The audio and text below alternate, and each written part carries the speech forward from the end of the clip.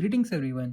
इस वीडियो में हम पढ़ेंगे टिम्पैनिक मेम्ब्रेन के बेसिक्स, उसका डायग्राम, उसकी साइड डिटर्मिनेशन कैसे करते हैं, स्ट्रक्चर्स, उसकी नर्व सप्लाई एंड साथ ही रिट्रैक्शन के लिए कौन सी क्लासिफिकेशन यूज होती है। So let's begin. हम टिम्पैनिक मेम्ब्रेन को ईयर ड्रम भी, इसके बेसिक पॉइंट्स में सबसे पहले डेवलपमेंट पढ़ते हैं। टिम्पैनिक मेम्ब्रेन की 3 लेयर्स होती है।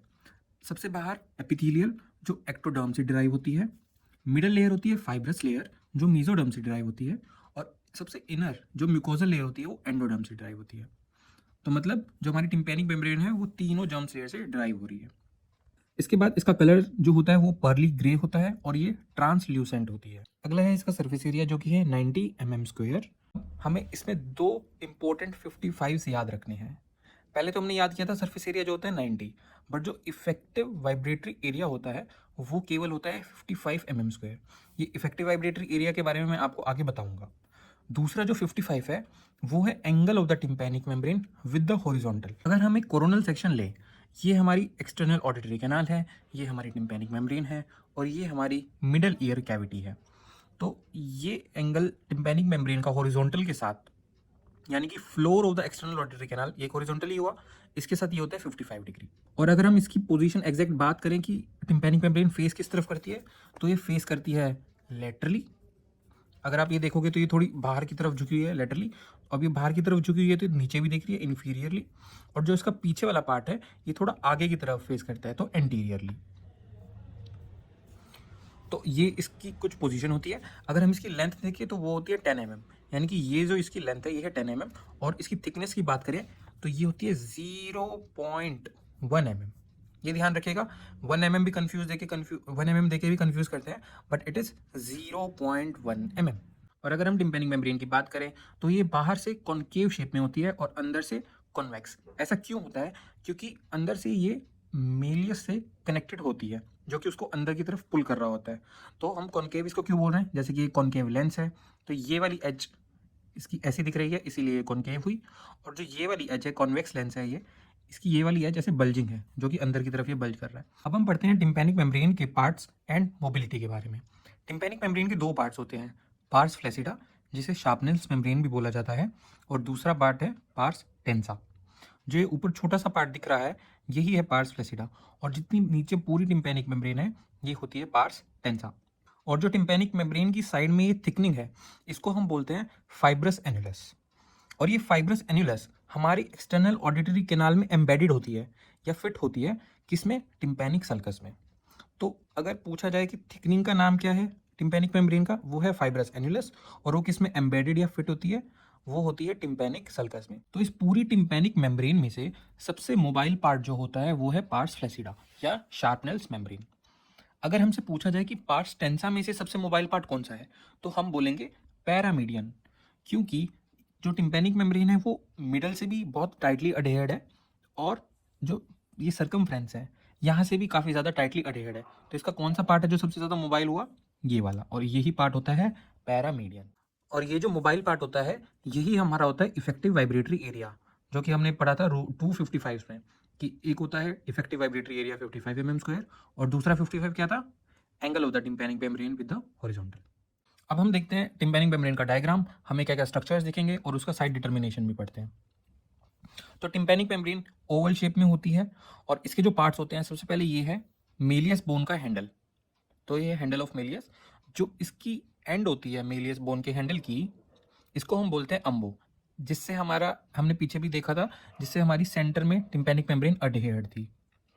फिर हमें हैंडल ऑफ मेलियस के जस्ट ऊपर दिखता है लेटरल प्रोसेस ऑफ मेलियस, और हमें नीचे की तरफ दिखता है कोन ऑफ लाइट। अगर मैं टिम्पैनिक मेम्ब्रेन को 4 क्वाड्रेंट्स में डिवाइड कर दूं, तो ये साइड होगी एंटीरियर, ये साइड होगी एंटीरियर, ये साइड होगी पोस्टीरियर, ये होगी सुपीरियर, और ये होगी इंफीरियर।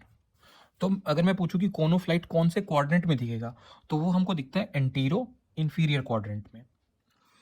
और जो हमें पोस्टीरो सुपीरियर क्वाड्रेंट में दिखता है वो होता है इंकस, उसकी शेडो दिखती है हमको, ये इंकस है, और ये उसके आगे स्टेपीज, और यहाँ पे ओवल विंडो होगी। और ओवल विंडो के नीचे कौन सी विंडो होती है? Round window. तो इनकी शेडोज हमें टिम्पैनिक मेम्ब्रेन के थ्रू नॉर्मली दिखती है। यही स्ट्रक्चर्स हैं जो हमसे पूछे जाते हैं। अब इसकी साइड डिटर्मिनेशन पढ़ते हैं। साइड डिटर्मिनेशन के लिए हमें कुछ ऐसा डायग्राम दिया जाता है या इमेज दी जाती है और हमें आइडेंटिफाई करना है कि ये लेफ्ट ईयर की है या राइट ईयर की। तो अभी हमने डिस्कस किया कि जो हमारा एंटीरो इंफीरियर क्वाड्रेंट है उसमें मिलेगा हमें कोन ऑफ लाइट। तो जब भी हम कोई टिम्पैनिक मेम्ब्रेन की इमेज देखते हैं तो सबसे पहले हमें यही देखोगे, अगर आप ये देखोगे तो बहुत इजी हो जाएगा, इस स्टेप्स को फॉलो करोगे तो ये सबसे पहले कोन ऑफ लाइट देखिए आप कौन सी साइड में है, ये हमेशा एंटीरो इंफीरियर क्वाड्रेंट में होगा। सेकेंडली हम लेटरल प्रोसेस ऑफ मेलियस और हैंडल ऑफ मेलियस को भी देख सकते हैं। अब ये हैंडल ऑफ मेलियस किस डायरेक्शन में पॉइंट कर रहा है वो हमको हेल्प कर सकता है। जैसे कि ये हमारा इस डायरेक्शन में यानी कि थोड़ा राइट साइड शो कर रहा है, राइट साइड में पॉइंट कर रहा है, तो ये कौन सी तरफ की टिम्पैनिक मेम्ब्रेन होगी, राइट साइड की। अब मानिए आप पेशेंट का लेफ्ट साइड का ईयर देख रहे हैं तो कोन ऑफ लाइट हमें कौन से क्वाड्रेंट में दिख रही है, यहाँ पे लेफ्ट साइड के, और हैंडल ऑफ मेलियस किस डायरेक्शन में पॉइंट कर रहा है, इस तरफ, यानी कि इस तरफ, ये हुआ लेफ्ट डायरेक्शन।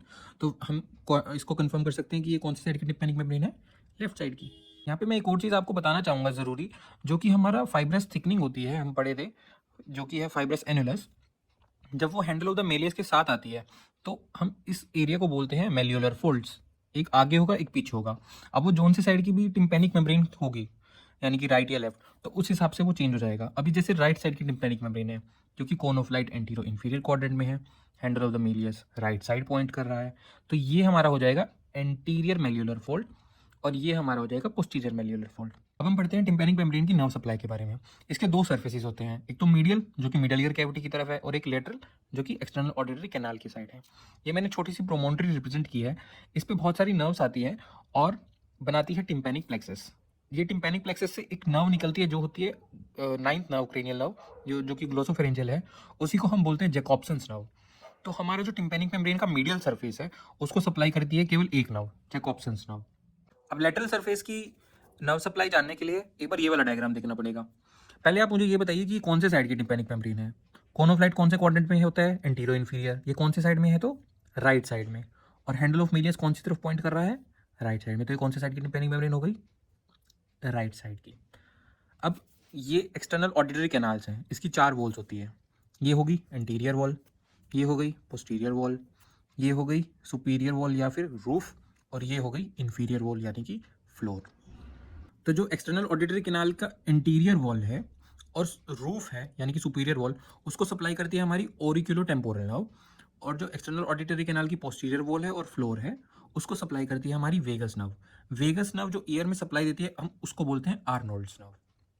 तो यहाँ पे टू नेम्ड नर्व्स है, एक तो क्रेनियल नर्व 10 उसको बोलते हैं आर्नोल्ड नर्व, और दूसरी है हमारी क्रेनियल नर्व 9 जिसको बोलते हैं जैकोब्सन्स नर्व। तो ये जानना इसीलिए ज़रूरी था क्योंकि जो हमारी एक्सटर्नल ऑडिटरी कैनाल को सप्लाई करती है वही हमारी टिम्पैनिक मेम्ब्रेन को भी सप्लाई करती है। तो मीडियली हो गई जैकोब्सन नर्व और लेटरली हो गई आर्नोल्ड्स एंड द ऑरिकुलोटेम्पोरल नर्व। लास्टली हमें ये जानना ज़रूरी है कि हम टिम्पैनिक मेम्ब्रेन के कौन से पार्ट के रिट्रैक्शन के लिए कौन सी क्लासिफिकेशन यूज़ करते हैं। तो इसके लिए जो न्यूमोनिक है पार्स फ्लैसिडा के लिए वो होता है टॉप। जो हमारी पार्स फ्लैसिडा है वो नॉर्मली कहाँ पे होती है, टॉप पे।